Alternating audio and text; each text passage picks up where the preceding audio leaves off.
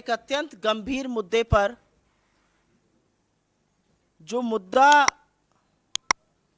हर TV debate से चीख चीख कर बोला जाना चाहिए, जिस मुद्दे पर अखबार की पहली सुर्खी होनी चाहिए, जिस मुद्दे पर आप जैसे प्रबुद्ध पत्रकारों को सवाल पूछना चाहिए और जिस मुद्दे पर प्रधानमंत्री मोदी की चुप्पी टूटनी चाहिए, वो मुद्दा है बड़े घोटालों का। लेकिन मेरा अपना मानना है कि इस देश में एक देश विरोधी, मोदी विरोधी संस्था है, वो इंटरनेशनल साजिश का शिकार है और उस संस्था का नाम है CAG, controller and auditor general. सरकार के सारे खर्चों का ऑडिट करती है ये संस्था।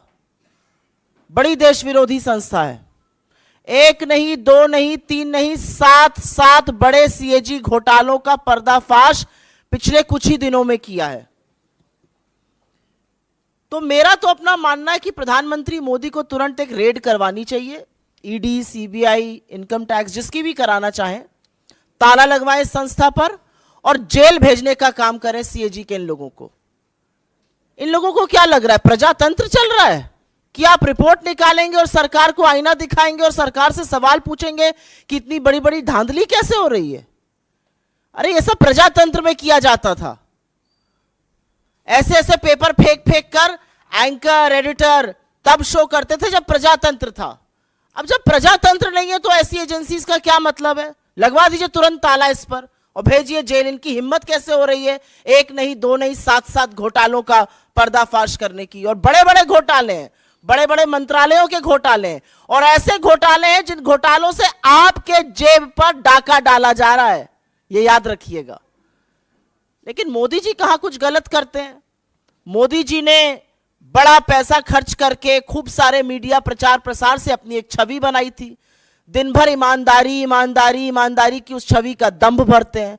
अब ये CAG रिपोर्टें जो हैं, एक नहीं, दो नहीं, 7, वो उस छवि को पूरी तरह से ध्वस्त कर देती हैं, बर्बाद कर देती हैं। तो कुछ सवाल बनते हैं, लेकिन इस देश विरोधी संस्था को तो बंद होना चाहिए भाई। बहुत गलत बात है, मोदी जी के साथ बड़ी बेइंसाफी है। उनकी नाक के नीचे जो घोटाले और भ्रष्टाचार हो रहा है उसको उजागर कर रहे हैं। भला बताइए, ये काम है संस्थाओं का? कैसे ये काम कर रहे हैं?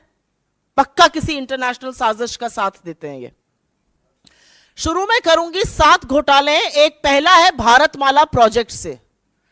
करीब 70-75 हजार किलोमीटर की सड़क बननी थी और इसका पैसा CCA, cabinet committee on economic affairs, जो आर्थिक मामलों की कैबिनेट कमेटी होती है जिसकी अध्यक्षता स्वयं प्रधानमंत्री करते हैं, उन्होंने इसका फंड दिया था। और फंड ही नहीं दिया था, वो इसमें पैसा खर्चा कैसे होता है उसकी निगरानी भी करते हैं। इसमें जो भी टोटल, और इसके हम आपको प्रेस रिलीज में सारे फिगर्स दे रहे हैं, इसमें 15 करोड़ 37 लाख रुपए पर 1 किलोमीटर सड़क बननी थी। इन लोगों ने बढ़ाकर 32 करोड़ 17 लाख कर दिया, दुगने से भी ज्यादा। और ये PM की निगरानी में CCA की नाक के नीचे भारत सरकार के आंखों के सामने हो रहा था। सिर्फ पैसा ही नहीं दोगुना किया गया, इसमें और भी बड़ी धांधलियां सामने आई हैं। इसमें पता चला है कि फर्जी दस्तावेजों के आधार पर बिडर्स का चयन हो गया। बिडिंग प्रक्रिया में बड़ा फर्जीवाड़ा सामने आया है। विस्तृत परियोजना रिपोर्ट पर काम भी नहीं हुआ। एस्क्रो अकाउंट से करीब 3,500 करोड़ रुपए का हेरफेर हुआ।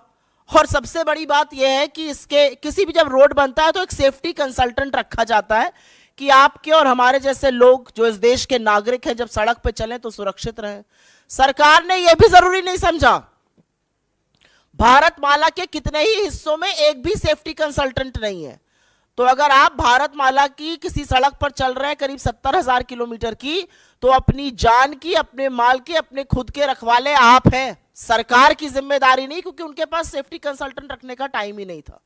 तो भारतमाला में दुगनी करी लागत और हर तरह के फर्जीवाड़ा करके भगवान जाने किसको किसको ये टेंडर दिए गए, जिन्होंने सेफ्टी कंसल्टेंट्स तक नहीं रखे। एस्क्रो अकाउंट से हेराफेरी हुई। फिर यही द्वारका एक्सप्रेसवे में स्वीकृत लागत जो थी वो करीब 18 करोड़ प्रति किलोमीटर थी। सरकार का कहना है बहुत बढ़िया बना है द्वारका एक्सप्रेसवे, अच्छी बात है, बनना अच्छा भी चाहिए। उसकी कीमत 250 करोड़ प्रति किलोमीटर हो गई। कहां 18 करोड़ प्रति किलोमीटर स्वीकृत और कहां 250 करोड़ प्रति किलोमीटर। और आप ये सोचिए कि 2 किलोमीटर बनाने में 500 करोड़ खर्चा हो गए और उस 500 करोड़ में मंगलयान पहुंच गया। यह सरकार की असलियत है। मंत्रालय ने एक एक्सप्लेनेशन इशू किया, वो सवाल और उजागर करता है। क्या बन गया भाई ऐसा? कौन सा ऐसा विश्व का 8वां नवा अजूबा बना जिसकी कीमत 18 करोड़ से बढ़कर 250 करोड़ प्रति किलोमीटर हो गई? अब ऐसा हाईवे बना होगा जिसमें आप चेहरा देख सकते होंगे, अन्यथा तो इतना कीमत बढ़ना बड़ा मुश्किल का काम है। महंगाई की वजह से इतनी कीमत बढ़ नहीं सकती है क्योंकि एस्केलेशन कॉस्ट उसमें होती है। तो ये कमीशन खोरी है, किसने पैसा खाया इसमें? तीसरी, टोल में लूट। आप सब लोग तो खूब टोल देते होंगे आते जाते वक्त। अगर दिल्ली से मुंबई आज जाना हो तो 6,000 रुपए का तो आप टोल ही दे दीजिएगा सड़कों पर, और मजाक नहीं कर रही हूं, जाकर देखिएगा 6,000 रुपए का टोल दिल्ली से मुंबई अगर आपको दूरी नापनी है सड़क से। एनएचएआई का रूल है कि अगर टोल के पास या टोल वाली जो सड़क है उस पर कंस्ट्रक्शन होता है तो टोल की कॉस्ट 75% कम होगी। ऐसा नहीं किया गया। मात्र 5 टोल बूथों का, मात्र 5 टोल प्लाजा का सीएजी ने एक रैंडम ऑडिट किया और उसमें पता चला कि करीब करीब 132 करोड़ रुपए अवैध वसूल लिए गए लोगों से। ये मात्र 5 टोल प्लाजाओं की बात कर रही हूं। अगर पूरे देश के टोल प्लाजाओं का ऑडिट हो जाए तो सोचिएगा कितना लाखों करोड़ों का गबन हुआ है। और सड़क पे कौन चल रहा है?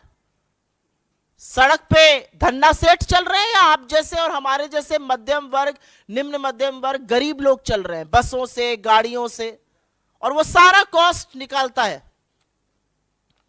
तो 132 करोड़ तो टोल में लूटे और एक और ऑडिट में पता चला है कि करीब 135 करोड़ एनएचएआई ने राजस्व का नुकसान किया।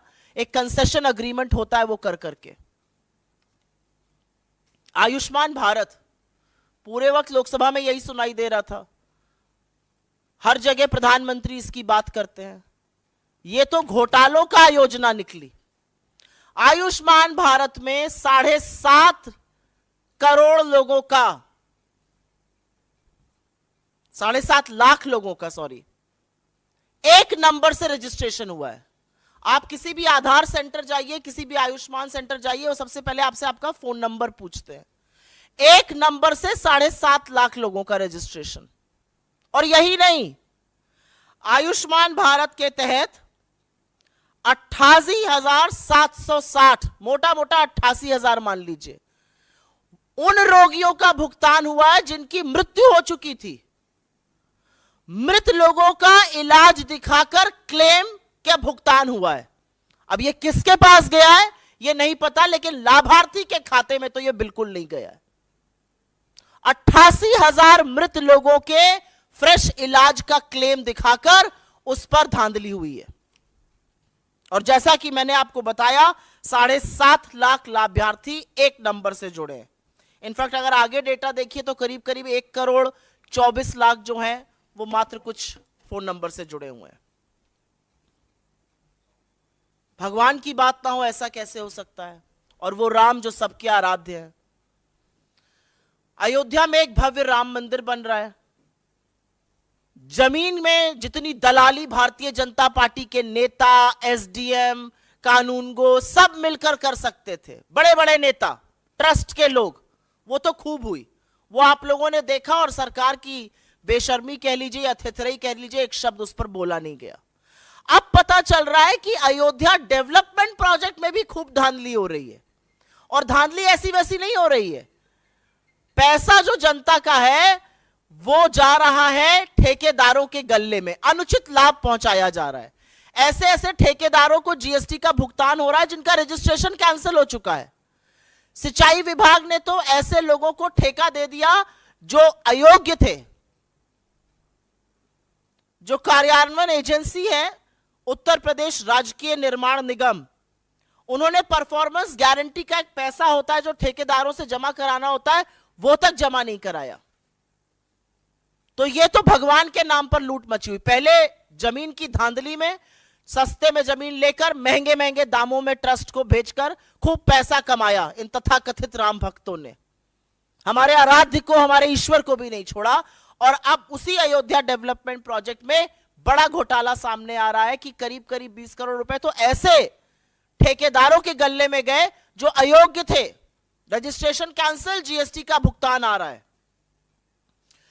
ग्रामीण विकास मंत्रालय, रूरल डेवलपमेंट मिनिस्ट्री, ये छठा घोटाला सामने आया है।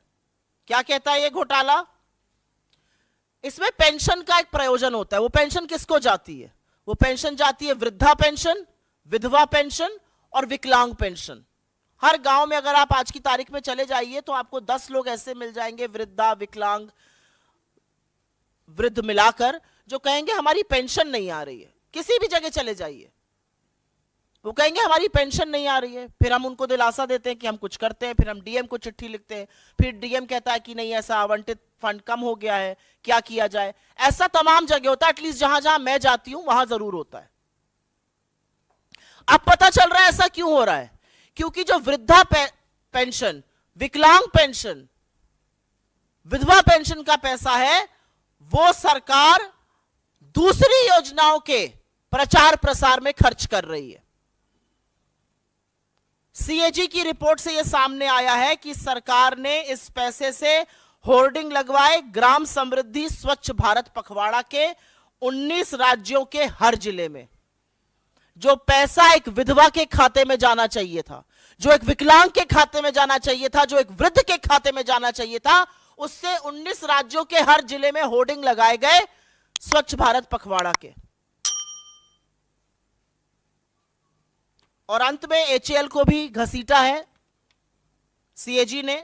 विमान इंजन की डिजाइन प्रोडक्शन की खामियों का गंभीर आरोप लगा है, जिससे करीब राजस्व को 154 करोड़ रुपए का नुकसान हुआ है। तो हमारे कुछ सवाल हैं प्रधानमंत्री जी से। हमारा पहला सवाल तो यह है कि आप ही की नाक के नीचे ये घोटाले हो रहे हैं तथाकथित, आप ही की नाक के नीचे ये धांधली हो रही है, तो इस पर चुप्पी तोड़िएगा या नहीं तोड़िएगा? क्या प्रधानमंत्री अपनी सीधी निगरानी में हो रहे भारतमाला घोटाले, जिससे सीसीए के अध्यक्ष आप हैं, उस पर चुप्पी तोड़िएगा, उस पर कार्रवाई करिएगा? क्या केंद्रीय सड़क परिवहन और राजमार्ग मंत्रालय के खिलाफ और मंत्री के खिलाफ कोई कार्रवाई की जाएगी? एक एनएचएआई का मामला आया है, एक द्वारका एक्सप्रेसवे का आया है, भारतमाला का आया है। क्या प्रधानमंत्री आयुष्मान भारत में हो रहे फर्जीवाड़े पर कुछ करेंगे? और क्या वो पता करेंगे कि आखिर लाभार्थियों का पैसा गबन किया तो किसने गबन किया? क्या वो पता करने की कोशिश करेंगे कि वृद्ध का, विधवा का, विकलांग का ग्रामीण विकास मंत्रालय का पैसा दूसरी योजनाओं पर खर्च क्यों किया जा रहा है? क्या प्रधानमंत्री ये जानने का जरा सा भी प्रयास करेंगे कि अयोध्या में जमीन की धांधली के बाद जो अयोध्या डेवलपमेंट प्रोजेक्ट में घोटाले हो रहे हैं और अनुचित लाभ ठेकेदारों को पहुंचाया जा रहा है, वो कौन पहुंचा रहा है? और अंत में मैं सिर्फ ये कहूंगी कि किसी जमाने में सीएजी का नाम सुनकर अधिकांश मीडिया को करंट लग जाता था। यह अलग बात है कि जो तथाकथित रिपोर्टें थी वो झूठी साबित हुई और मारे पेपर दिखा दिखाकर सुबह शाम दिन रात प्राइम टाइम चिल्ला चिल्ला के शो होते थे।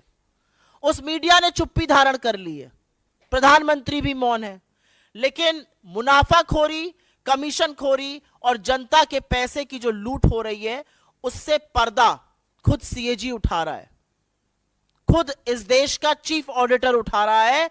और हमें पता है कि मोदी जी जवाब नहीं देंगे, लेकिन हमें पूरा विश्वास है कि मोदी जी जिस व्यक्ति ने पर्दाफाश किया उसको बर्खास्त करेंगे, रेड कराएंगे और ऐसी संस्था को जेल भेजने का काम करेंगे।